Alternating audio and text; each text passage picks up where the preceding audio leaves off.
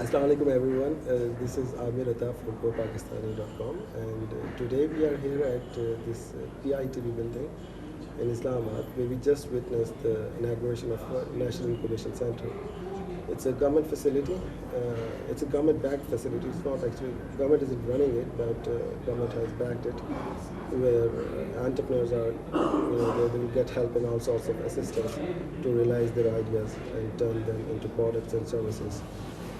So to discuss more on what this incubation center is all about, we have today with us Dr. Stephen Collins. He is Chief Digital Policy Officer at VimpelCom, which is the parent group of Jazz as well. So I will start with basics. What is your digital policy all about? What's its design, and how are you planning to execute it down the line? Sure. So thanks for inviting me here today. It's great to be with you, and great to share in the opening of this National Incubation Center, the first in Pakistan. So the digital policy part of my remit really concerns looking at the governmental policy and regulations that are in place in particular markets, including Pakistan, and seeing what we can do working in partnership with government to try to improve the overall regulatory framework to allow citizens to gain access to new digital services, to allow young businesses to grow and thrive, and to allow, of course, larger corporations like ourselves, like Jazz here in Pakistan, to also thrive, grow employment, and grow the economy in Pakistan. Okay, case in point, in Pakistan, for instance, the revenues of telecom operators are on the decline. How do you think you can tackle this declining trend with your new policy or new services that you are implementing or hoping to implement at least? Yeah, so for VimpelCom as a group, which of course includes Jazz, I think we've seen for a few years that telecoms revenues are indeed in terminal decline.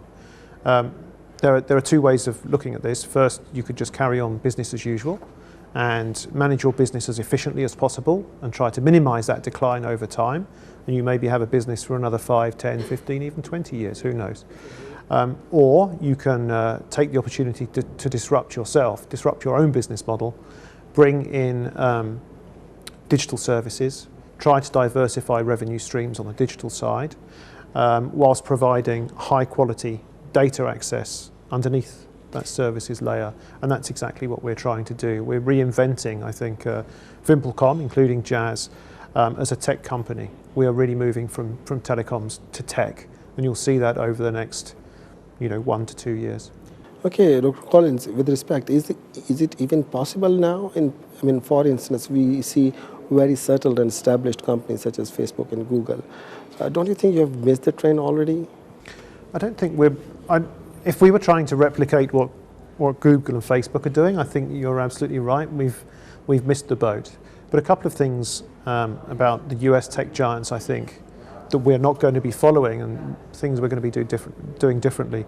The first is that the US tech companies are primarily focused on developed markets, and they're primarily focused on, in fact, their own domestic market. That's what they code for, that's what they develop for, and that's who they sell to, and it's just pushed out globally across the global public internet. I think with a company like VimpelCom, where we have a footprint across 13 very different markets, these are 13 interesting markets for us, probably less interesting for the likes of Google and Facebook to be on the ground in. We have 40,000 plus employees. We have a great deal of experience in each of the markets. We know the markets very well. We have a subscriber base of 230 million paying subscribers. What we want to do is activate that subscriber base and digitize it, not to compete directly with Facebook and Google. So what are kinds of services that we're talking about? Yeah, so I think what is different about what we'll do compared with the likes of Facebook and Google is, with those guys really, the customer is the product, and then Google sells the product to third parties through advertising. That's fine, it's a business model. We really don't want to do that. I think you'll see privacy in particular at the heart of our digital offerings. We will try to provide to the customer, increasingly over time, a contextualized, tailored series of services within a secure environment that will fulfill all their day-to-day digital needs. It sounds quite abstract, so let me drill down a bit further. So the core of what we will provide is essentially a messaging platform. So far, not so exciting. But around that, we will build a whole set of contextualized services that anticipate your very needs when it's most used to you.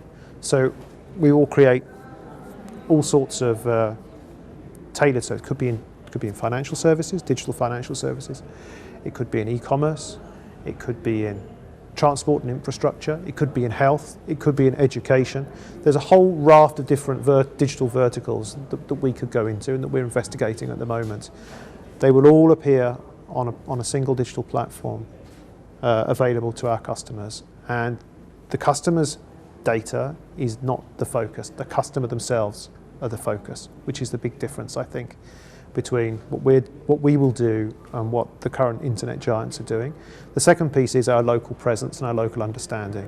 So we're very proud to be in Pakistan, Jazz as a Pakistani company.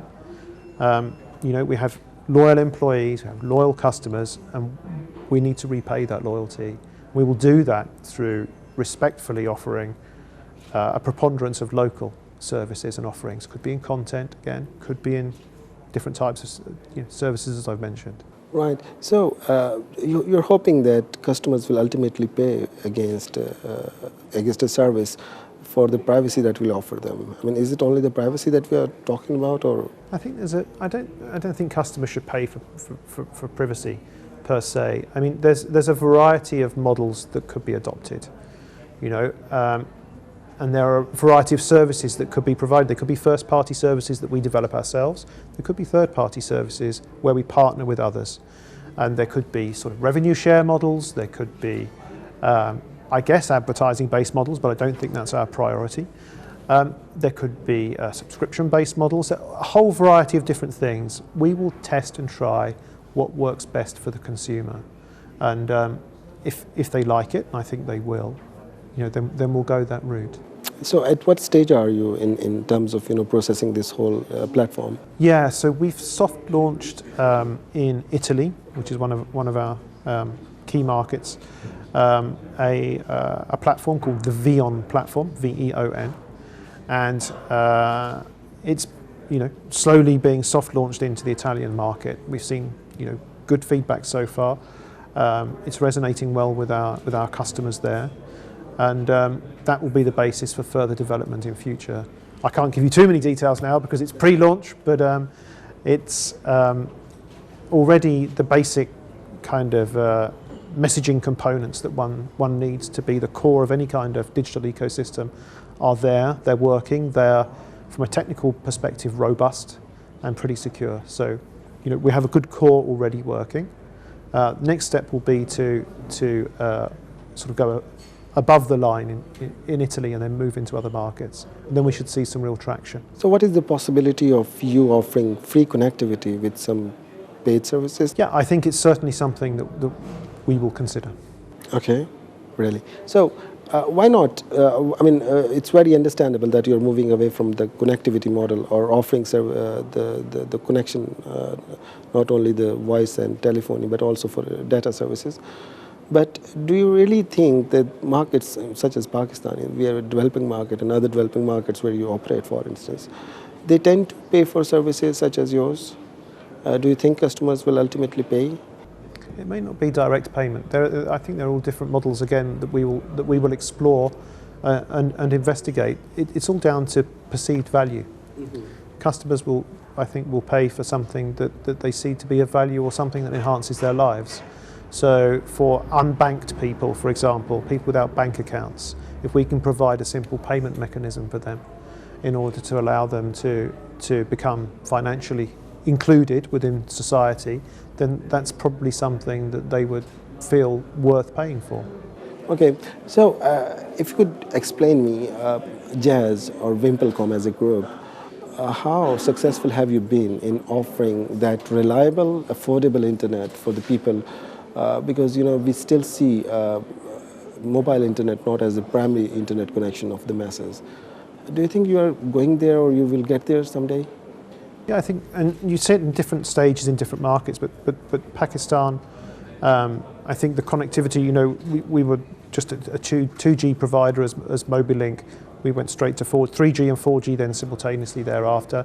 We continue to roll out connectivity across the country. We're still building out the infrastructure. We will see a time where there is the vast majority of it. The minister was talking about 50% connected society. We should be going to the high 90s, and it shouldn't take so long. Right. So you have overseen other markets such as Bangladesh, for instance. What recommendations will you make for Pakistani government to help remove this digital divide in Pakistan? Yeah. So first, there's the basic connectivity question. Okay, before we get to digital services, which are very important and great to talk about, but we need to think about the right spectrum policy, the right kind of incentives for investment, so the right investment environment. I would say, as a whole, Pakistan.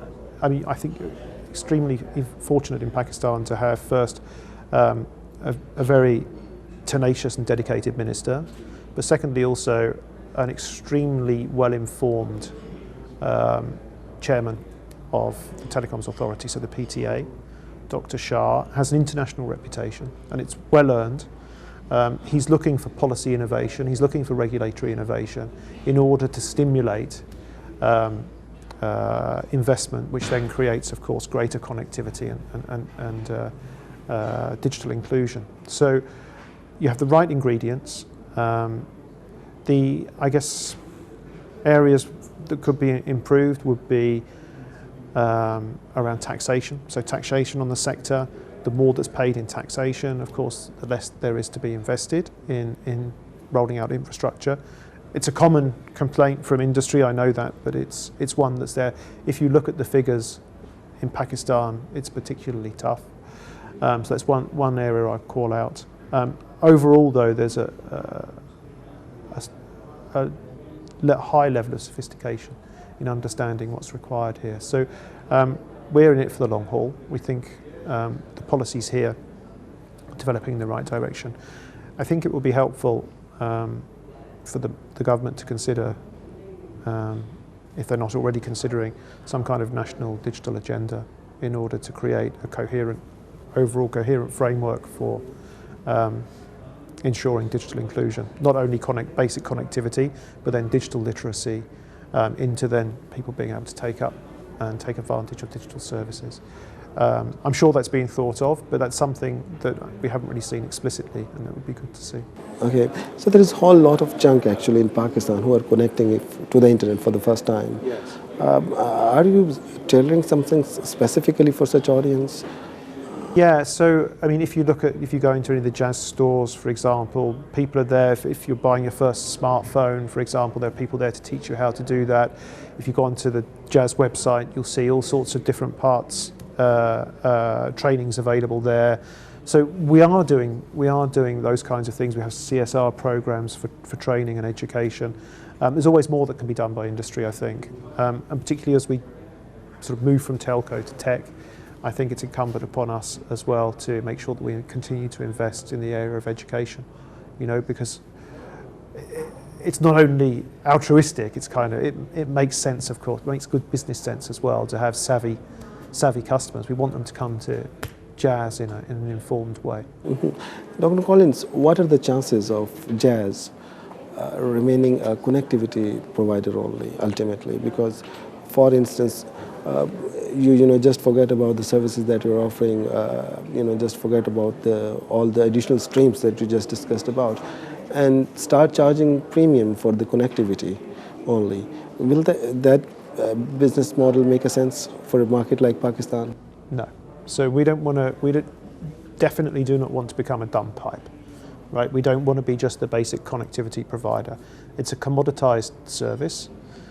We want to provide it, but that's not all we want to provide. We think that's the basis, and that relationship with our customers on the connectivity side is the basis to provide much higher value-add services at the services layer. So Yes, we will continue to provide connectivity to the very best of our ability. We'll continue to develop networks. We'll continue to increase speeds, reliability, overall connectivity, in terms of coverage. But at the same time, we really want to build out the top value add piece that keeps customers coming back to us. So my point is, will it make sense to compete with, content producers who have decades of experience, tons of money, and, such huge penetration? Why compete with them? I don't think we're competing with them. I think we're offering an alternative. So it's not always a zero-sum game. And you know this. I know these are great questions, right? But you know this, that So I used to work at Skype, right? So I was at Skype in the early days, and we were always being told at Skype by the telcos that we were stealing their lunch, right? We were eating their lunch. It's not the case at all. It didn't make a Skype call or a phone call. People started making phone calls and Skype calls. And when you look at the volume of communications, particularly online there is today, I mean, video communication didn't exist, in any kind of consumer format 12 years ago, right? So really when it first came out with Skype 2005 with video, that wasn't replacing a phone call. That was just an incremental gain, an amount of communications time that somebody was making, right? So it's not a zero-sum game. We can partner, we can work with, we can compete with the likes of Google and Facebook and I don't know who else, Yahoo and eBay and all these other guys. It doesn't matter who, you name it. We'll partner, we'll compete, we'll rub alongside, I think it's a dynamic environment, and to see it as a zero-sum game kind of oversimplifies where we are. People want to communicate more, and they want to communicate in a richer way, right? If you do that, they will communicate much, much more. Okay, so how willing are you to work with our, Ministry of IT, for instance, Ministry of IT and Telecom, in outlining our digital policy here in Pakistan? Yeah, we will be committed to that. I mean, we already have very cordial relations, very proper and cordial relations with the minister, the honourable minister, and with Dr. Shah. We'll continue to have those. Whatever kind of cooperation we can do on the policy and regulatory side, we'll be very happy to do. There are things, it's ultimately their decision what happens in Pakistan. We're not public policy guys for Pakistan, but we can share our experiences from other markets. What we've seen work, what we've seen not work is also equally important, and we will do that. Okay, wonderful. Thank you very much, Dr. Collins. Thank you very much too. Thank you. Thank you. Okay.